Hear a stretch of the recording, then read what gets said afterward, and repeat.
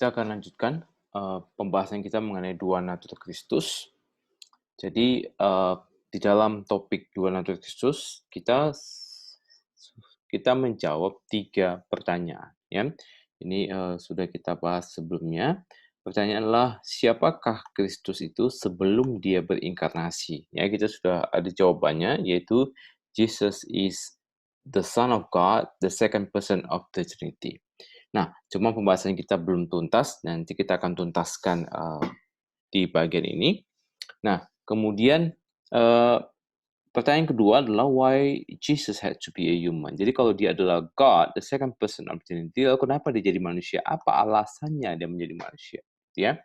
Dan yang ketiga, how do we explain the two natures in Christ? Jadi kalau dia adalah God and man, manusia dan Allah, lalu bagaimana hubungan keduanya? Apakah tercampur? Apakah relasinya bagaimana? Begitu ya. Jadi kita perlu menjelaskan dengan biblical atau sesuai dengan kebenaran Alkitab tentang hubungan daripada kedua natur ini. Nah, oke, kita balik ke pertanyaan kita yang pertama untuk kita lanjutkan. Jadi, who was Jesus before his incarnation? Siapakah Kristus sebelum dia berinkarnasi? Nah, pembelajaran kita terakhir adalah mengenai pengakuan iman Athanasius.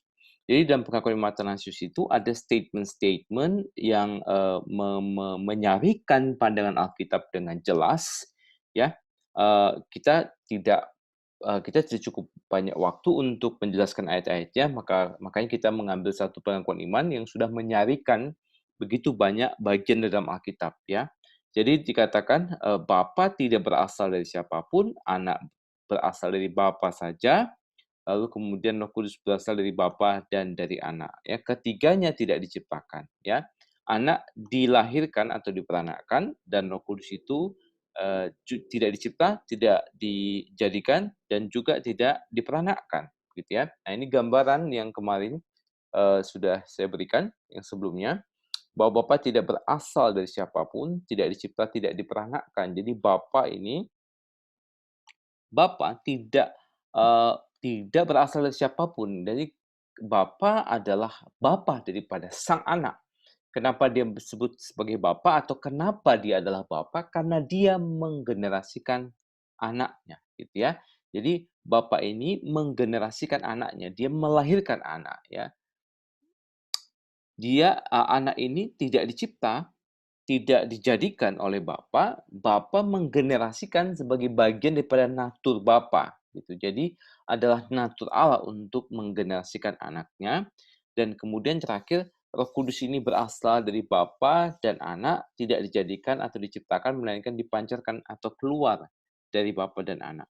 Jadi kalau misalkan kita gambarkan seperti yang di materi sebelumnya kita bahas itu, ini kita jelaskan ya.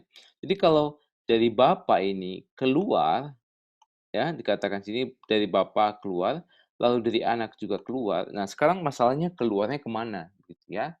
Nah makanya dari pembahasan Injil Yohanes pasal yang pertama, ayat 1, 2 itu kita mendapat satu gambaran bahwa ada gerakan dari Bapa kepada Anak ya, atau daripada Logos kepada Sang Bapa.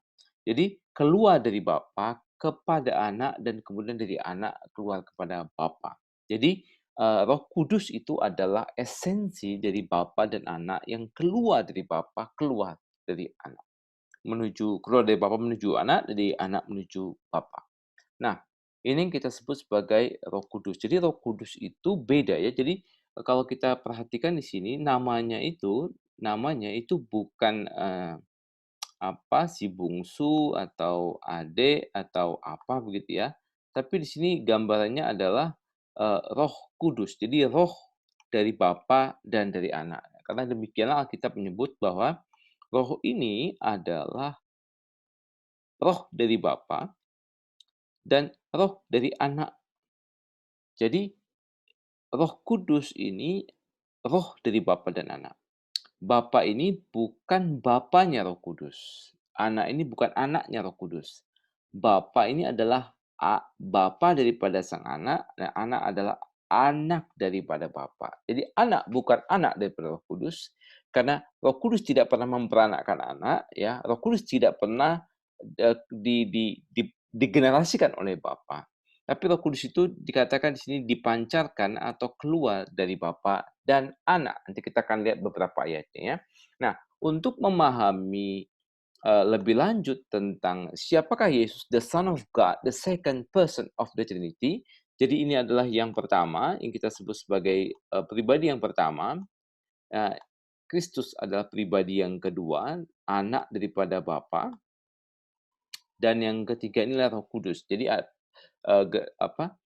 pribadi yang pertama, pribadi yang kedua, pribadi yang ketiga. Ya, seperti yang kita sudah bahas sebelumnya, bahwa Bapa, Anak, dan Roh Kudus itu adalah tiga eksistensi yang sudah ada sebelumnya, gitu. Jadi kalau misalnya masih ingat dengan penjelasan ini, ya, di sini kan dikatakan ada tiga, ya. Jadi kalau saya ulang lagi bagiannya supaya masih ingat, jadi ada tiga, yaitu satu, 2, 3 gitu. Jadi logos adalah eksistensi sebelum dia dijadikan, ada Bapa sebagai eksistensi sebelum dia dijadikan, dan juga yang ketiga adalah pergerakan dari Bapa, Anak, dan kepada Bapa dan Anak gitu, yaitu Roh Kudus itu sendiri. Nah, jadi kalau misalkan kita perhatikan, ini adalah sesuatu gambaran Alkitab yang konsisten gitu ya. Nanti kita akan lihat beberapa bagiannya. Nah, untuk lebih lanjut sebelum kita memahami tentang Kristus atau kristologi tentang dua naturnya, maka kita perlu mendalami dulu tentang Allah. Kenapa? Karena Kristus itu adalah Allah. Sebelum dia berinkarnasi, dia adalah Allah. Ada bagian-bagian dalam diri Allah yang perlu kita pahami dengan baik, perlu kita teliti dengan baik, makin mendalam, supaya kita bisa memahami, nanti menggabungkan atau melihat relasi antara natur Allahnya dan natur kemanusiaannya, ya. Nah, kita akan lihat lanjutannya ya. Ini nanti akan saya jelaskan ya. Cuma mungkin nanti kalau di awal nggak terlalu paham. Jadi di sini dikatakan bahwa Bapa itu Sang Bapa adalah Sang Allah. Jadi waktu kita bahas tentang Sang Allah yang memperanakkan, dia adalah Sang Bapa. Kenapa? Karena dikatakan logos. Logos itu adalah words ya, firman, kata-kata, pikiran, pengetahuan, itulah logos. Jadi Kristus atau Sang Logos itu adalah anak eee, daripada Sang Allah. Jadi Sang Allah selalu adalah Sang Bapa, gitu ya. Jadi, ketika kita menyebut bahwa Sang Allah, gitu, Sang Allah ini adalah Sang Bapa, ya. Jadi yang kita sebut sebagai Bapa itu adalah Allah, ya. Jadi kita membedakan antara Bapa dan Anak. Jadi, karena Alkitab sendiri yang mengajarkan hal itu, jadi Sang Allah itu adalah Sang Bapa dan Dia selalu Bapa. Jadi Allah tidak adalah Bapa, gitu, ya. Nah, yang kedua, keberadaan Allah, jadi Sang Bapa itu adalah keberadaan Allah yang utama, tidak berasal dari siapapun, ya sudah dijelaskan ya. Jadi Dia memperanakkan dan dari dirinya keluar Roh Kudus. Tetapi dia tidak berasal dari siapapun, dan dia memiliki keberadaan yang absolut sebagai pribadi yang pertama, ya. Jadi Sang Bapa ini adalah the fountain of the Godhead, ya. Jadi the fountain of the Godhead, seperti yang saya jelaskan sebelumnya itu bahwa uh, kan the Logos itu adalah person and is God, gitu ya. And the God also is God, gitu ya. Jadi the God is God, the Logos is God. Tapi the Logos bukanlah the God, ya. Nah, God di sini itu yang kita sebut sebagai Godhead atau God's essence atau natur Allah. Jadi Logos memiliki natur God atau Godhead, dan the God for sure ya tentu saja adalah God gitu. Jadi demikian pemaparannya, dan kemudian uh, ini yang tadi sudah saya sempat singgung, istilah Bapa bukan metafora. Jadi bukan satu gambaran yang kita punya di bumi ini yang kemudian kita waktu memahami Allah, oh Allah itu seperti Bapa, bukan. Allah di dalam kekekalan adalah Sang Bapa. Jadi Allah tidak pernah tidak menjadi Bapa. Dia selalu menjadi Bapa karena dia selalu punya anak. Tidak pernah ada waktu di mana Bapa tidak punya anak. Ya, Bapa selalu memiliki anak. Oleh karena itu Allah yang adalah Allah itu selalu adalah Bapa. Ya, sebaliknya Sang Allah itu sejak dalam kekekalan adalah Bapa.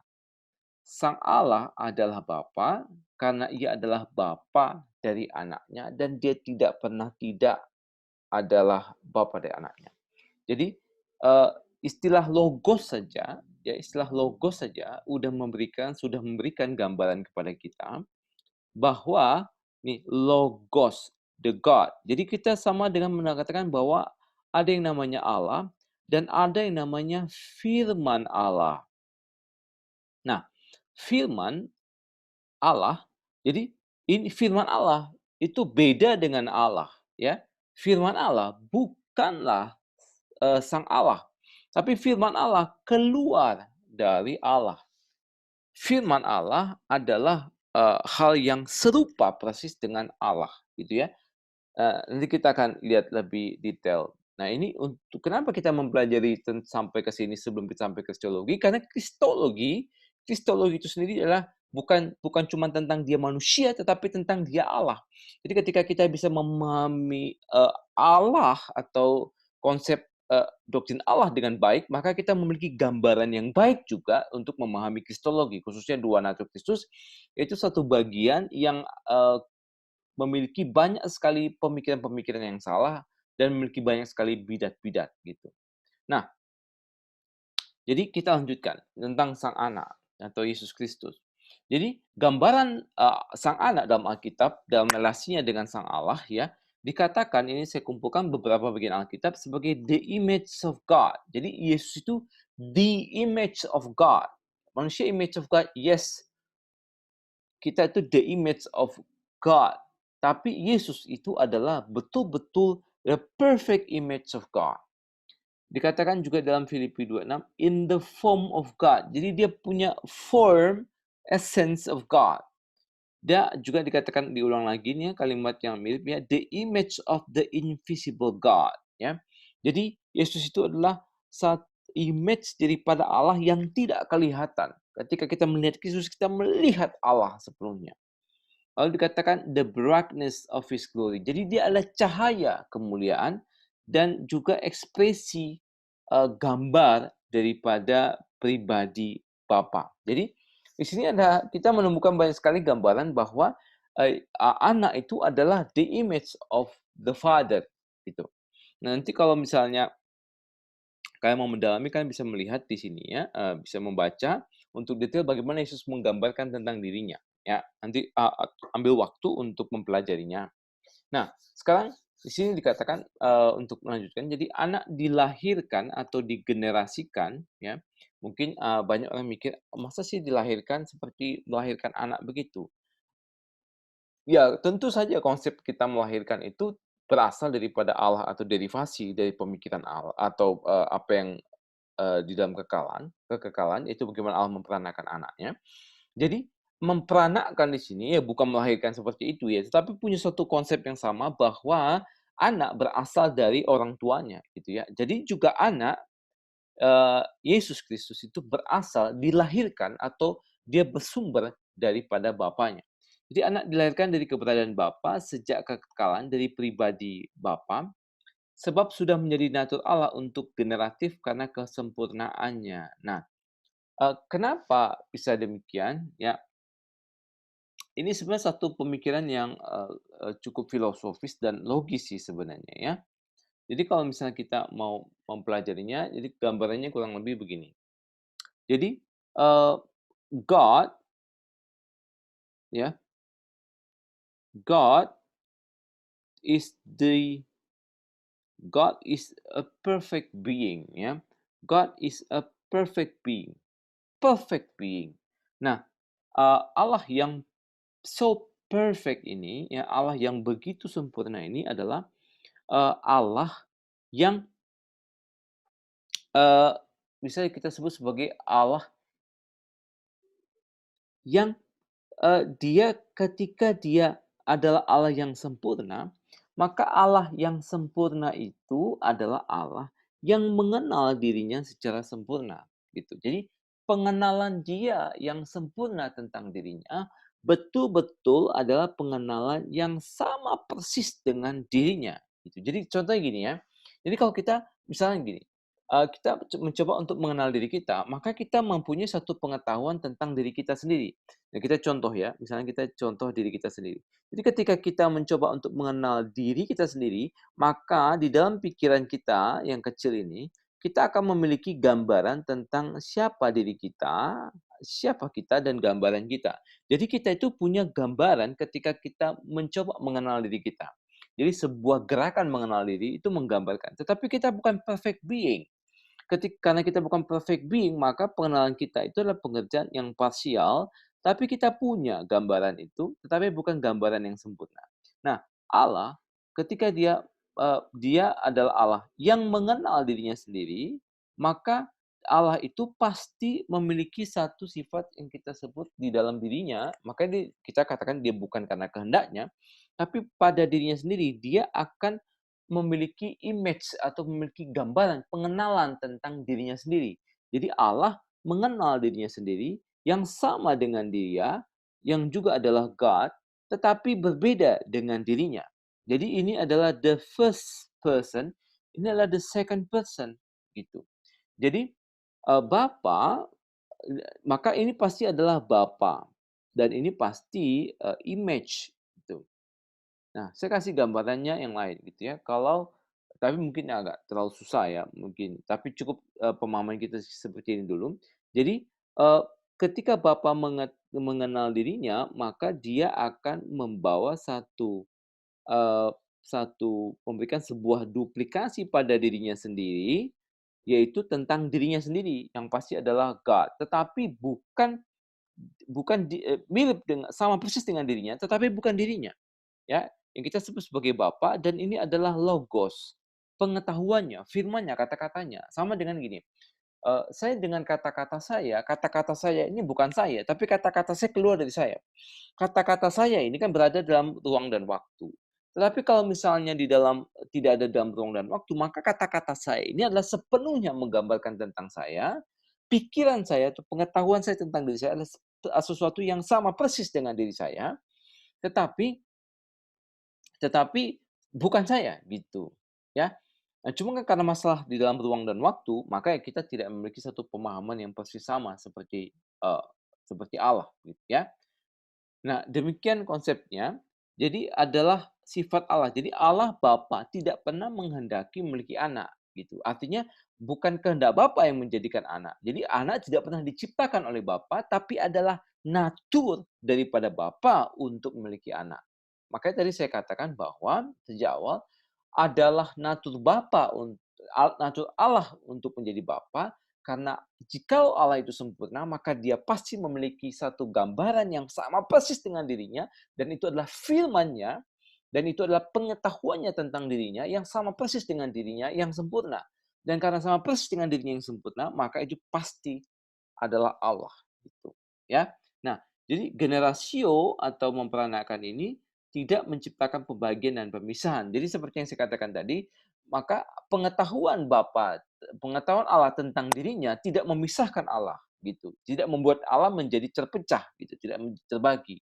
Nah, jadi sang anak adalah God's perfect idea of God, atau dalam Alkitab menyebutnya sebagai the Logos, the Word of God.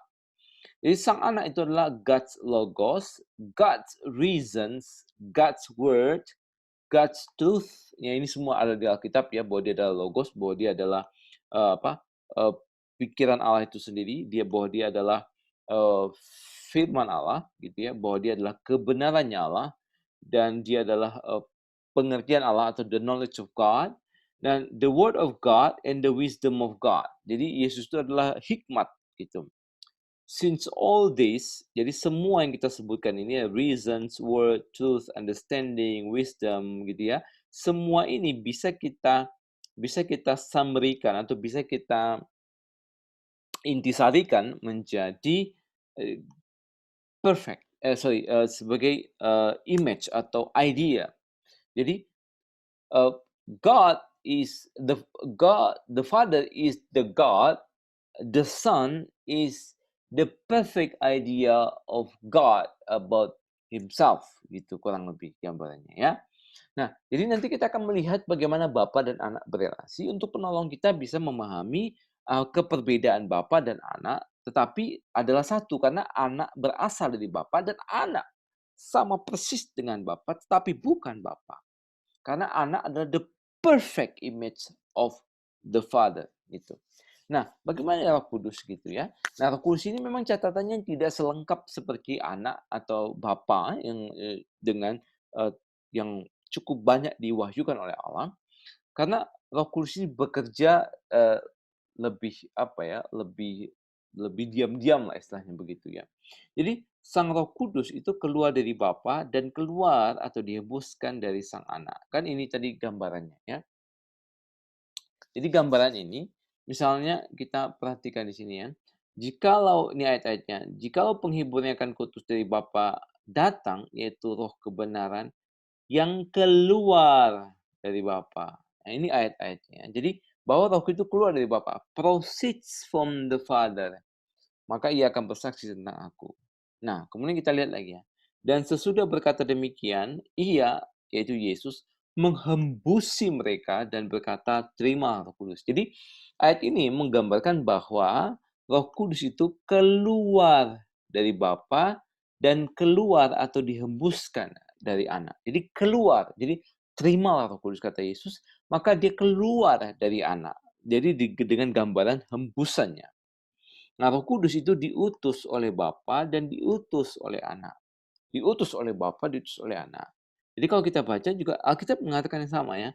Penghibur atau Roh Kudus yang akan diutus oleh Bapa dalam namaku. Jadi Roh Kudus itu diutus oleh Bapa.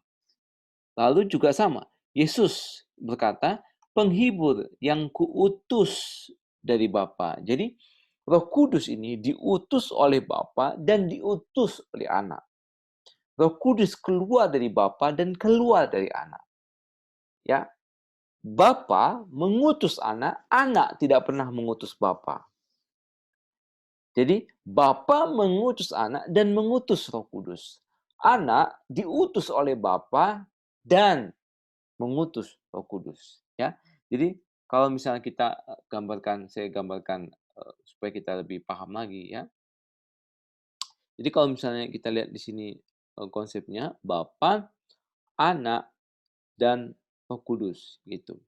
Jadi eee, di sini tadi seperti yang digambarkan oleh ayat Alkitab tadi ya. Jadi Bapa itu melahirkan Anak ya, memperanakkan Anak. Lalu kemudian kalau kita pakai, warna yang lain gitu ya, Bapa dari Roh Kudus keluar dari Bapa dan keluar dari Anak, gitu. Nah, jadi ini pola yang kurang lebih sama kalau kita menemukan konsepnya gitu ya. Jadi, eee, Bapa mengutus Anak ya, Bapa mengutus Anak, Bapa mengutus Roh Kudus, Anak mengutus Roh Kudus.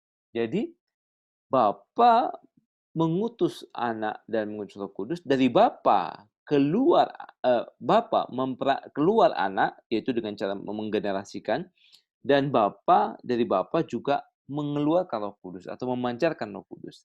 Anak itu tidak pernah mengutus Bapa dan tidak ada satupun yang pernah mengutus Bapa. Anak mengutus Roh Kudus, gitu ya. Jadi Alkitab memberikan gambarannya seperti, demikian, gitu. Jadi kalau kita mengatakan bahwa Roh Kudus itu keluar dari Bapa dan sebagainya, itu bukan karangan, para teolog ya, tapi itu adalah apa yang Alkitab itu ajarkan sendiri. Nah, jadi kalau kita simpulkan ya dari konsep ini, jadi Sang Bapa itu adalah the God ya, the God.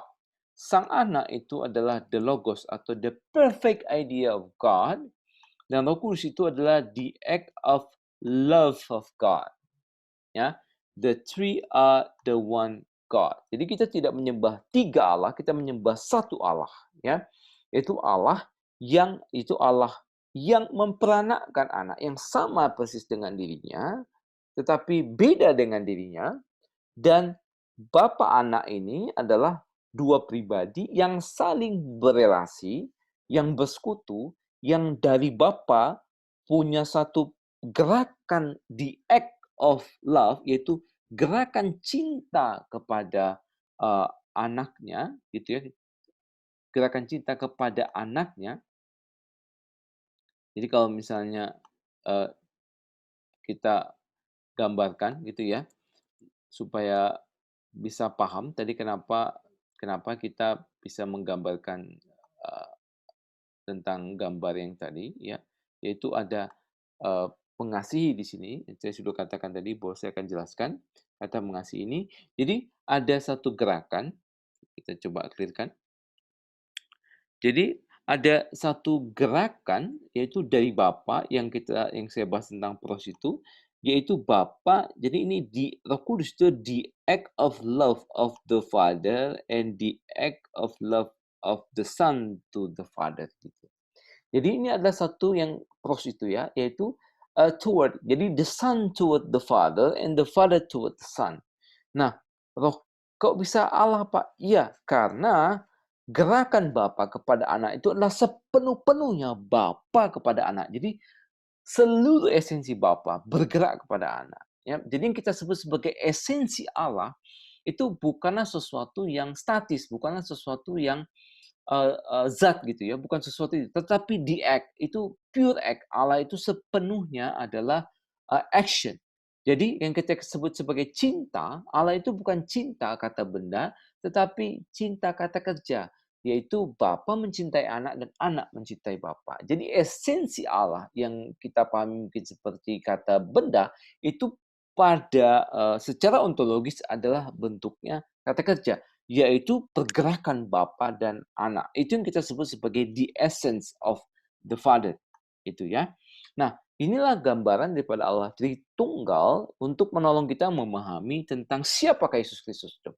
Yesus Kristus itu adalah anak Allah, dia adalah pribadi kedua daripada Allah Tritunggal. Dia bukan, Allah itu Tritunggal sehingga yang menjadi manusia itu adalah pribadi kedua dan bukan Bapa. Bapa tidak pernah menjadi, manusia, Roh Kudus tidak pernah menjadi manusia. Tapi yang menjadi manusia itu adalah pribadi kedua Allah Tritunggal, gitu ya. Jadi kita bisa memahami bahwa bukan Allah menjadi manusia, tetapi pribadi kedua Allah Tritunggal yang menjadi manusia. Bukan Bapa yang menjadi manusia, bukan Roh Kudus yang menjadi manusia, tapi anak, sang anak, yaitu siapakah Yesus berinkarnasi? Yesus itu adalah anak Allah, pribadi kedua Allah Tritunggal, ya. Nah, nanti dari sini kita akan kemudian memberikan satu, pemahaman atau, eee, apa namanya, satu konsep untuk memberikan pertanyaan ini ya, why Jesus atau the Logos, the Son of God itu had to be a human. Nah, ini pertanyaan kita selanjutnya dan kita akan bahas itu nanti di, video pembelajaran selanjutnya. Oke, sampai, di sini dulu untuk bagian ini.